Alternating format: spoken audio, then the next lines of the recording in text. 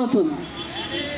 ఈ కార్తీక మాసం విశేషించి అరటి బందల్లో దీపాన్ని వెలిగిస్తూ ఉంటారు, అరటి డప్పల్లో. శరీరం కూడా అటువంటిదే, ఒక శరీరం నుంచి ఇంకొక శరీరం మారుతూ ఉంటుంది. ఆత్మ మాత్రం శరీరాన్ని మారుస్తూ పునర్జన్మల చక్రంలో తిరుగుతుంది. దీపం అనే దానికి చాలా అర్థాలు ఉన్నాయి.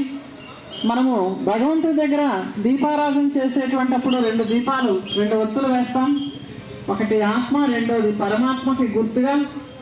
జీవాత్మలోనే పరమాత్మ వచ్చి ఈ సృష్టిపైకి వచ్చి జ్ఞానాన్ని ఇస్తాడు. రెండోది చనిపోయినటువంటి వ్యక్తి యొక్క తల దగ్గర కూడా మనం దీపం వెలిగిస్తాం.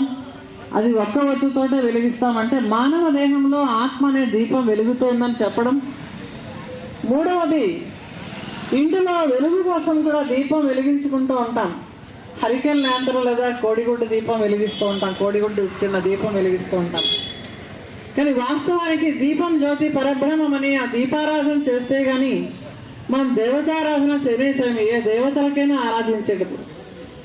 అయితే ఈ వాస్తవానికి ఈ జ్యోతికి ప్రధానమైనటువంటి ఆధ్యాత్మిక రహస్యం ఏంటంటే, మనం ఎవరినైతే నిత్యం ఆ శివుని యొక్క సదాశివుని యొక్క పూజ చేస్తున్నామో అతడు జ్యోతి స్వరూపుడని మనకు అర్థం అవుతుంది. భగవంతుడు జ్యోతి స్వరూపుడు. ఈ భూమి మీద భగవంతుడిని అనేక రూపాల్లో అనేక మతాల వారు అనేక నమ్మకాలతో పూజించవచ్చు. కానీ నమ్మకాన్ని బట్టి భగవంతుడు ఉండడు. భగవంతుడిపై అనేక నమ్మకాలు మనం ఏర్పరచుకుని ఆయన రూపాలు అలా కల్పించుకున్నాం. వాస్తవానికి పరమాత్మ జ్యోతి స్వరూపుడు. అన్ని మతాల వారు కూడా భగవంతుని వెలుగు ఆకారంలో పూజిస్తారు. ఆ వెలుగునే మన భారతదేశంలో క్రైస్తవులు కూడా భగవంతుడి యొక్క స్వరూపాన్ని, గాడ్ ఈజ్ లైట్, భగవంతుడు దీపమై ఉన్నాడు, పరమేశ్వరుడు దీపమై ఉన్నాడని వాళ్ళు బైబిల్లో కూడా చదువుతూ పరమేశ్వరుని దీపారాధన చేస్తారు. అదేవిధంగా జైన ధర్మస్థులు, బౌద్ధ ధర్మస్థులు కూడా భగవంతుడు ఒక వెలుగు దివ్య జ్యోతిలా ఉంటాడు భగవంతుడిని వాళ్ళు కూడా భగవంతుడి స్వరూపాన్ని జ్యోతి స్వరూపంగా అంగీకరిస్తూ వచ్చారు. విశేషంగా మన భారతదేశంలో 12 జ్యోతిర్లింగాల్లో ఒకటి సౌరాష్ట్రలో ఉన్నటువంటి సోమనాథేశ్వరుడు. అక్కడ విక్రమార్కుడు మహారాజు అతను వజ్రాలతోటి శివలింగం తయారు చేసి బంగారు దేవాలయాన్ని నిర్మించాడు. ప్రపంచ చరిత్రలోనే అటువంటి దేవాలయం ఉండదు, ఉండబోదు కూడా.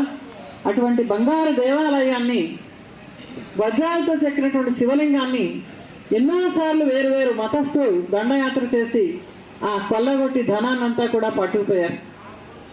అదేవిధంగా శ్రీరాముడు పూజించాడు కాబట్టి రామేశ్వరంలో రామలింగేశ్వరుడు అనే పేరుతోటి పూజించబడుతున్నాడు. అక్కడ అమరనాథని, అమరమైనటువంటి నాథు బద్రీనాథ్ అనేటువంటి పేరుతోటి కూడా పూజించబడుతున్నాడు.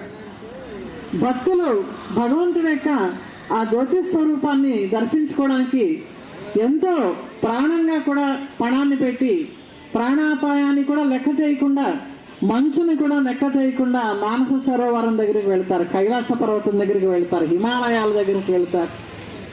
ఎత్తైన పర్వతాలపైన ఆ సర్వోన్నతుడైనటువంటి పరమాత్మ యొక్క స్మృతి చిహ్నాన్ని మనం అక్కడ కూడా అదే శివలింగాన్ని చూస్తాం. అదేవిధంగా